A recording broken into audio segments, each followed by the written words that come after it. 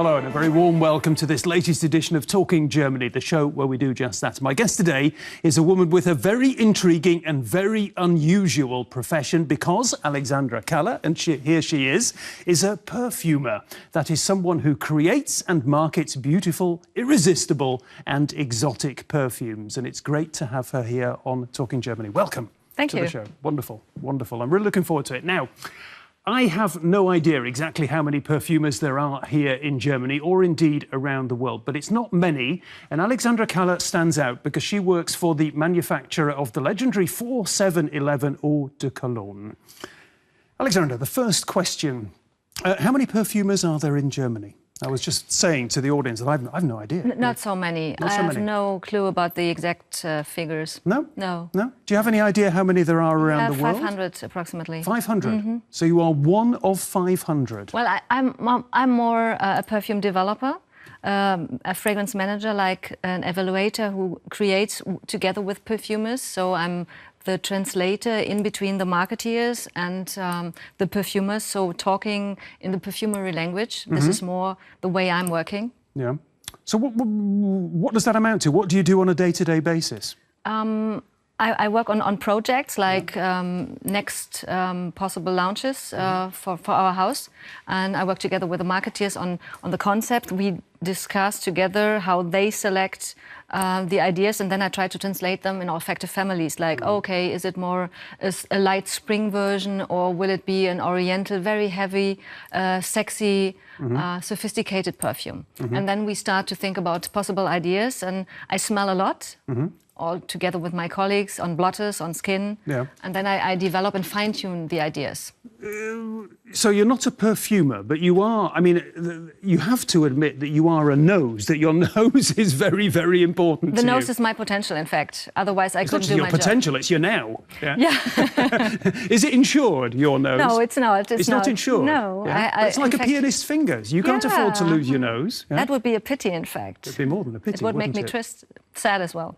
How early in your life did you discover that your nose is about 500% better than mine? Well, in fact, it wasn't me. It was during an interview in a fragrance house. This story, yeah? Yes. Tell me. We had a normal interview, yeah. And then I had to do a smelling test. I was not prepared on that, but when it started, I really fell in love with it because I got more than 20 different blotters with raw materials on it, and I had to describe them the way I was able to do it.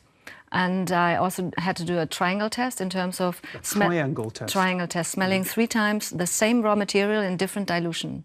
That means they wanted to know how deep I could describe and to find the difference in terms of this is strong, this is less strong, and this is the weakest. This is what they wanted to figure out. And this is when you talk about people who could smell better than others, maybe. Because everybody could smell, but there are some people who maybe might have a talent. I simply don't believe you that you didn't know before this. No, really. If your nose is this I was sensitive. I was sensitive. You were sensitive. My parents, my mother especially, she said, well, why don't you want to go into that room? It's a normal smell inside. And I said, no, it stinks. I cannot go into it. This came up. And my father, before starting to eat, he always starts to smell the things. But I personally had no special sign. For me, it was normal. Are there substances, are there fragrances that you particularly adore? I love flowers. You love flowers? And special synthetic materials, which smells between a transparency like a morning dew and mixed with slightly floral petals. Okay. This is gorgeous. And are there any fragrances or smells that have you sort of recoiling, that you want to be away from it as quickly as possible? Well, cold smoke. I totally hate, especially when it gets into your clothes and in the hair. Transpiration is not that nice. Raw materials, in fact, there are several ones I don't like, but it's important to have those materials as well because they make a composition special. So I wouldn't say I hate this one. Maybe I hate it when I had to smell it singular. Okay. You've had your first impressions there from Alexandra Kalle. Now it is noses to the fore as she gives us an olfactory introduction to the city that she has made her home, and that city is Cologne.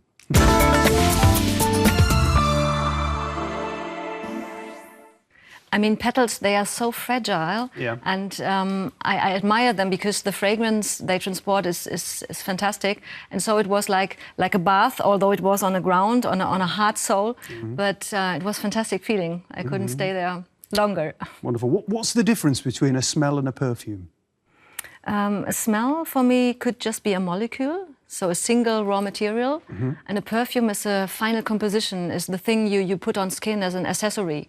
It's like you put on your shirt, your dress, your jacket during the day, and this is everything to fulfill your outfit, your style, your feeling. So it's a fashion choice and a fashion statement in many ways. Yeah? It is. It's actually interesting because I know very little about perfume, I have to say, and I've been reading around it for the whole of the past week, and I saw one description of perfume described as liquid emotion. You like that? Yeah, I like that. Yeah, okay, that works. In fact, we talk about the juice.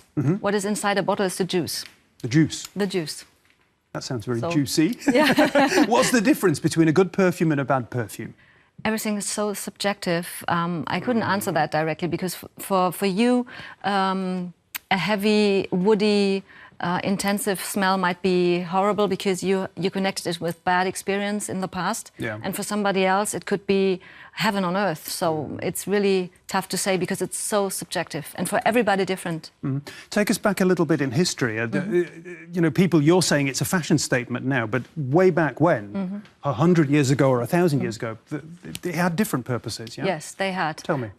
In fact, they had nothing else. There was a period where water was not a good thing to use because people, they didn't wash themselves. So they were happy that they could use the fantastic nature things like flowers in terms of pomades, like solid perfume, to put under their, how do you call the Perücken? The wig? Right? Yeah. And to put it in the clothes, yeah, or as on the wrists, to smell good, because they didn't want to use water. And so afterwards, I mean, people were so happy to use those materials to make themselves feeling better. It was also, I mean, people simply didn't wash very much. That's it. Truth be told, yeah. You don't apparently wear perfume at work. Right. Why not? Because it would confuse me. It distracts. I have to test, or I do test perfumes the whole day, so I need clean arms. Even body lotion is not a good, because normally body lotion is perfumed as well. So I had clean arms, and I can test the perfumes on my skin. But I prefer to smell on other people because it's different when I smell on my skin than on other people. So to judge perfumes, I always smell on colleagues. You're wearing perfume now, though, I guess. Yes. You're not at work. This is leisure. Right. Yeah? Right. Yes. Okay. So I'm fascinated to know now, when you left home earlier today, what kind of sense were you trying to literally sense? Were you trying to create with the perfume that you have applied? During a day, especially in that period of the year, I prefer to have those light, fresh things. I love the Aqua Colonia style. I have mandarin cardamom on my skin because it's fresh, but also with a woody back note, which I really like. And I don't want to have an overwhelming odor on my skin, so I prefer a light version. Okay.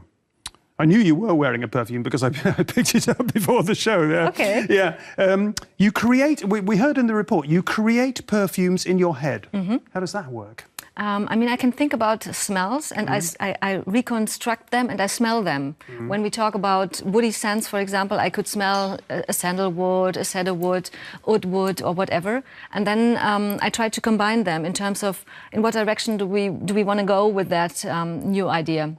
Will it be more sportive, more sensual? And so I really smell those things in my mind. And all the ingredients, yeah, do they come to you or do you go to them? How does that work? Yeah, because a lot of these are, I mean, they're nearly all natural substances, aren't they? They are natural, but also synthetic. And it's always a mixture of both of them. Otherwise, the composition would be a bit boring. So the contrast and the facets in a perfume are really both natural and synthetic. Some of them, they even do not exist any longer in nature, and we do not want to explore nature, so it's very important to use those materials. Which are the most exotic, which are the most expensive materials that you have in this selection of 2,000 that you have? Natural orris is very, very expensive because it's coming from the wood. It's not the flower, the petals you take, it's the root. And the plant has to be 1 year old, then it ages, the root has to be aged 3 years, and then it will be distillated. So you can imagine the process to get the essential oil is already long, and it costs a lot of money. It's very, very interesting in terms of olfactive smell and of the presence. So very special one. Yeah, and you, as I understand it, like a tennis player or whatever, a concert pianist, you sort of practice every day. You train up every day. Yes. How do you do that? I mean, I smell more than between 60 and 80 different smells per day, sometimes less, because also administrative things belong to my job. And I really need to do that, because otherwise, well, I miss it. Yeah. And on the other side, I got out of training, and this is important. And we learned that you have a selection of like 2,000 scents and possibly more at your disposal. How many of those, if we were to sit down over a couple of days and you were to sort of test them all, and whether you were to get them right, how many would you get right? How many would you get wrong? It will, well, between 200 and 500. You would get right? Yes. Oh. Okay. Yeah. The other one would, I mean, they are so, some have a sort of slight different touch, and that might be very difficult, or the naming is different. Okay.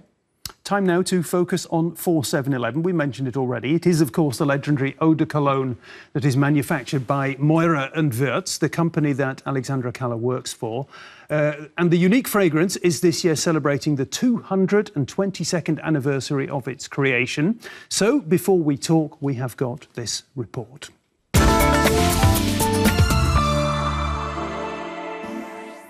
It's a long tradition. Alexandra, just give us in your own words, give us a description with all your expertise of what the actual, what we smell when we have Eau de Cologne here. You smell a combination of a citrus and aromatic herbal accord. The citrus part consists of bergamot, citrus oil, sweet orange. Yeah. And then you go to the bitter orange tree, where we got the neroli, it's the floral part, and petit grain coming from the leaves and bark? Yes, exactly.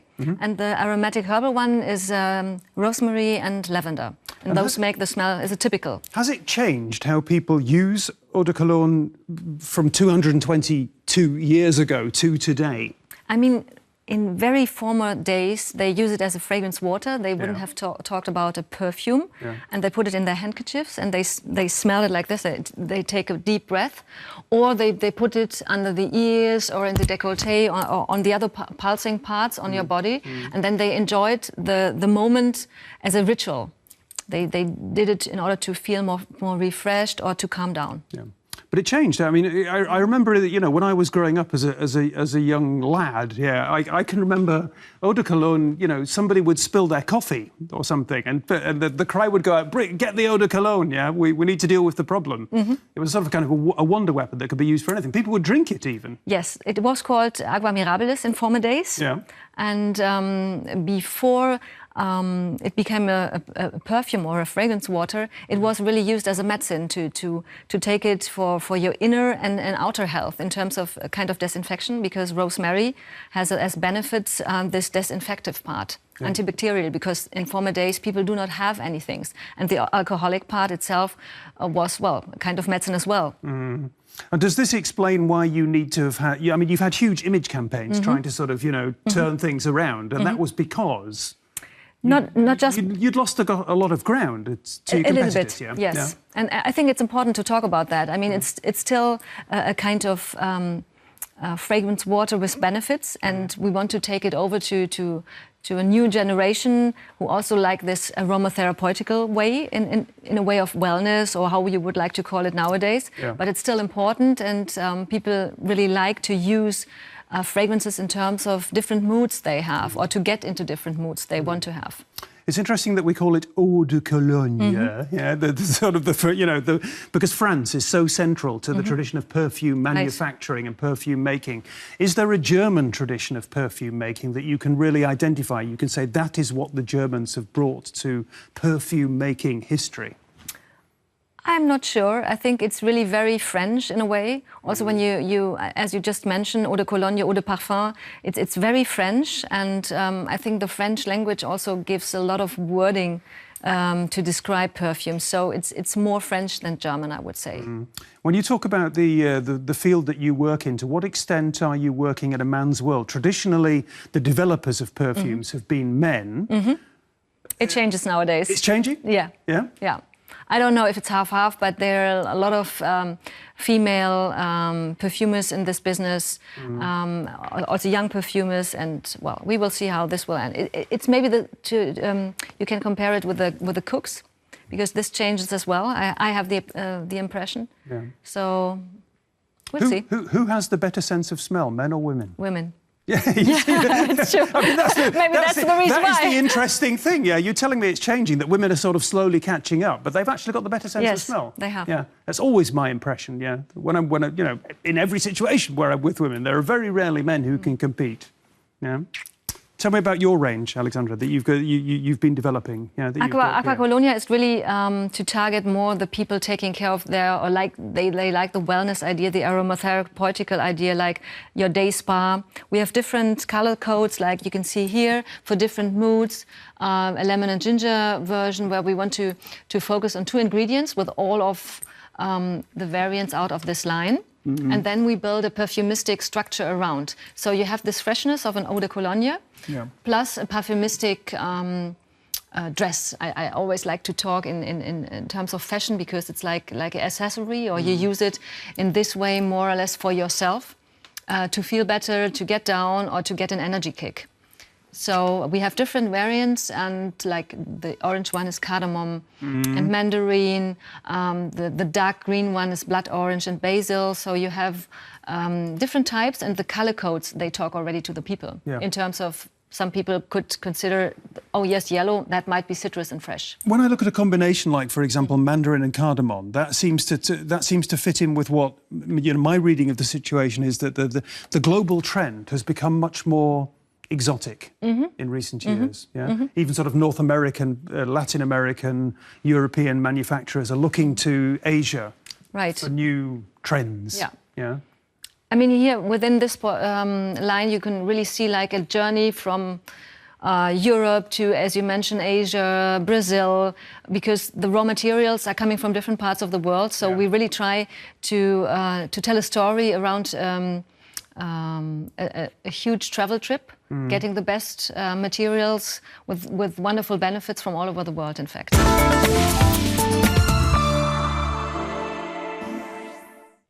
I'm very old-fashioned, Alexandra. I don't like it. I know what you mean. I mean, good.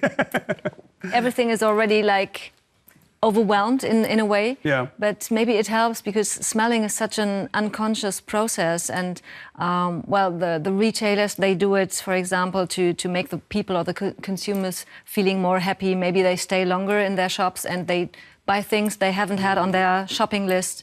So this is the idea behind. But it's interesting, sitting at this table, we have 2 people who you are sophisticated and I am naive, because until I started reading about all this, I didn't really know that this was happening to me, yeah?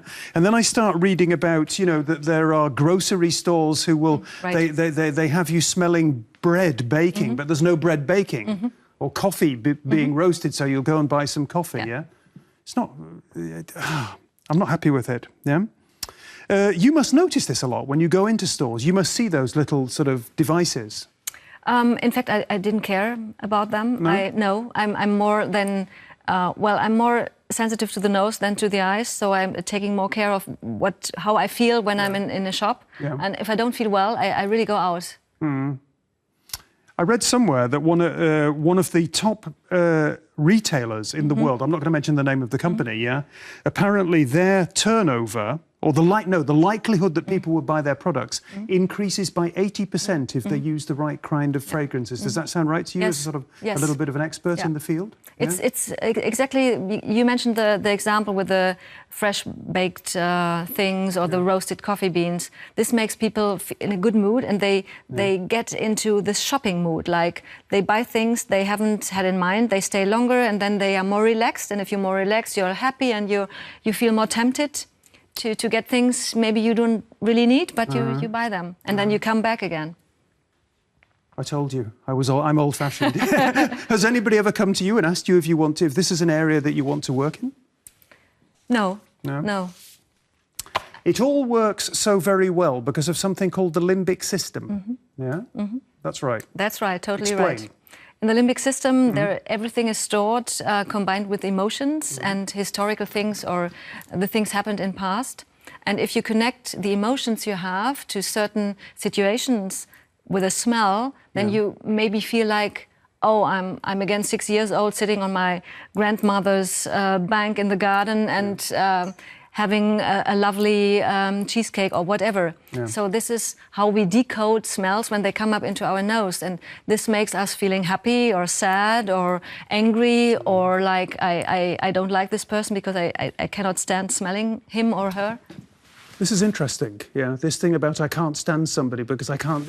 the expression in German is kann ihn nicht riechen. It's a wonderful German expression. The English equivalent is more or less, that person gets up my nose. I really, you know, I can't stand that person. How important is scent and smell and fragrance for human interaction? I think it's more important than we really know or really are aware of, because this happens in seconds. And you maybe you cannot explain because there is no, or there was no not a situation where you said, well, he was not or she was not angry with me or nothing happened, but you cannot explain. There is a chemistry. We also talk about chemie in between people, and if this is not right, well, you don't want to get in contact or you don't want to stay or listen or whatever with this person. And if it is right, then it's not love at first sight, it's love at first smell. Yes, right. Just tell me, there's this amazing story about you in your home city of Cologne. Apparently in your early days as somebody who was developing their sense of smell, your sense of smell, you would follow people around town, yeah? Right. And you had a notion that they're probably wearing this, that or the other. You'd actually go up to them and tell them? Yes. Or tell them, ask them. This was in my training session when I really get trained and I had to recognize fine fragrances. So perfumes you can buy in retailer shops. And I really follow the people. And then if I was not sure, I said, okay. You tap them on the shoulder. Yes. Sorry, just a question. And it makes me so happy when I got it right. And it was a very special experience to do that because to feel that the sense gets even more intensive. You're a fanatic. Oh, fanatic. A fanatic for fragrance. Yes, that's true. That's true. OK. One of the five senses is the sense of smell. We know that much. Another that is also very important for Alexandra Kalle is sight, the sense of seeing. And Alexandra is a great fan and practitioner of photography. However, she shuns modern digital photography, preferring to use more traditional cameras with real film, the kind of film that is still manufactured and sold by small companies profiting from a thriving niche market.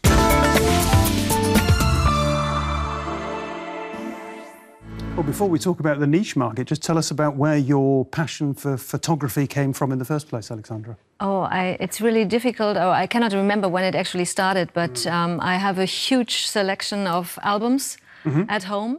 So in order to document my trips, my journeys, or even a birthday party or a trip through my own city. Whenever I go out, I have my camera with me.